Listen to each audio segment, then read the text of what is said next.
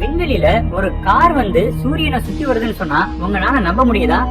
பூமி உட்பட மத்த எல்லா கோள்களுமே சூரியனை ஒரு குறிப்பிட்ட பாதையில சுத்தி வருது. அதே மாதிரிதான் பூமியில இருந்து அனுப்பப்பட்ட இந்த காரும் சூரியனை சுத்தி வருது. விண்வெளிக்கு இந்த கார் அனுப்புனது வேற யாரும் இல்ல, ரொம்பவே பிரபலமான எலான் மஸ்கோட ஸ்பேஸ் எக்ஸ் நிறுவனம் தான்.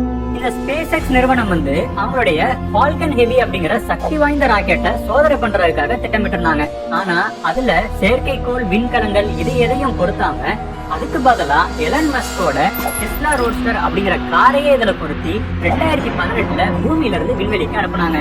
அப்படி 5 வருடங்களுக்கு முன்னாடி விண்வெளிக்கு அனுப்பப்பட்ட இந்த கார் வந்து இப்ப பூமியில இருந்து கிட்டத்தட்ட 8 கோடி கிலோமீட்டர் தூரத்திலையும் சூரியன்ல இருந்து ஏறக்குறைய 23 கோடி கிலோமீட்டர் தூரத்திலே இருந்து சூரியனை சுத்தி வருது. எதுக்காக இந்த காரை விண்வெளிக்கு அனுப்பலாம் அப்படிங்கிற ஒரு கேள்வி உங்களுக்கு வரலாம்.